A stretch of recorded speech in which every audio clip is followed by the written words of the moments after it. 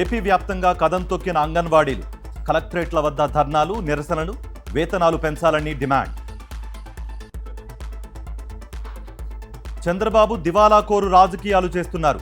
ప్రతిపక్షంపై దుష్ప్రచారం చేయడం మంచిది కాదన్న సిపిఐ రామకృష్ణ.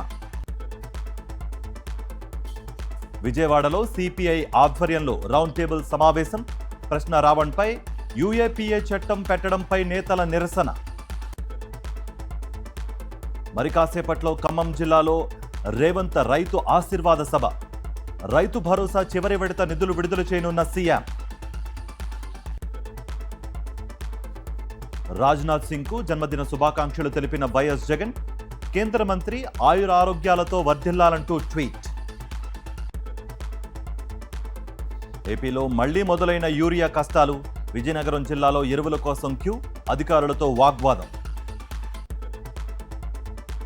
స్విట్జర్లాండ్ పర్యటనకు వెళ్లిన హైదరాబాద్ దంపతులు అదృశ్యం. 22 రోజులుగా ఫోన్ స్విచ్ ఆఫ్. చర్లపల్లి పోలీసులకు కుమార్తె ఫిర్యాదు. హైదరాబాద్ ఫిలిం నగర్లో కారు బీభత్సం. నటుడు ధర్మ ఇంట్లోకి దూసుకువెళ్లిన కారు తప్పిన ముప్పు. మద్యం మత్తులో డ్రైవ్ చేసిన యువకుల అరెస్ట్. భద్రాద్రి జిల్లా శ్రీరామనగర్ కాలనీలో అమానుషం. అనారోగ్యంతో చనిపోయిన వ్యక్తి మృతదేహాన్ని అద్దె ఇంట్లోకి రానివ్వని యజమాని. సిరిసిల్ల జిల్లా వీర్నపల్లిలో దారుణం. దుండగుడు నిప్పంటించడంతో పూర్తిగా కాలిపోయిన 2 కార్లు. జనగామ జిల్లాలో మద్యం మత్తులో మందుబాబు నిర్వాకం. ఆర్టీసీ బస్సుతో ఉడాయింపు. అరెస్ట్ చేసిన పోలీసులు.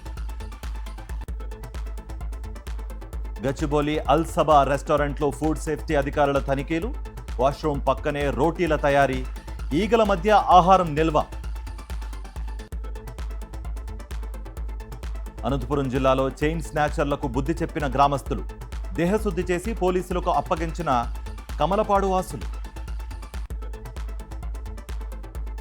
సిద్దిపేట జిల్లాలో యువతి పెళ్లి ఆపడానికి పోస్టర్లు అంటించిన యువకుడి అరెస్ట్. పోలీసుల అదుపులో పెదగుండవెల్లికి చెందిన వెంకటేష్తో పాటు మరో 5గురు. వరంగల్ జిల్లా ల్యాభర్తిలో నకిలీ ఎరువులు విక్రయిస్తున్న దళారులు. అక్రమాలకు పాల్పడితే కఠిన చర్యలు తీసుకుంటామని అధికారుల హెచ్చరిక. సిద్దిపేట జిల్లా ధర్మారం ఆలయంలో రెండోసారి చోరీ.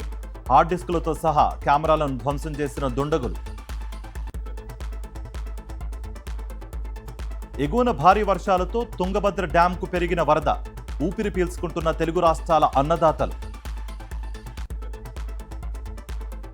నటుడు శోభన్ బాబు భార్య శాంతకుమారి కన్నుమూత. వయోభారం, అనారోగ్య సమస్యలతో చెన్నైలో తుది శ్వాస.